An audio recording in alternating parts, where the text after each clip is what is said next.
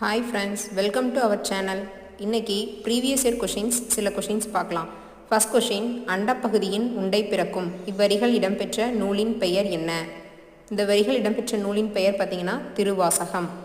Next question, KL என்பதன் பொருளை தேர்ந்தெடுத்து எழுதுக. கேளல் அப்படின்னா பார்த்தீங்கன்னா பன்றி. So next question,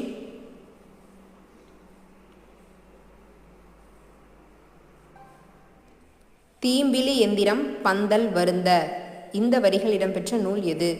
ஸோ தீம்பிலி எந்திரம் பந்தல் வருதங்கிற சென்டென்ஸ் எதில் இருக்குது அப்படின்னா பதிற்றுப்பத்து. நெக்ஸ்ட்டு உத்தம சோழ பல்லவர் எனும் பட்டம் பெற்றவர்.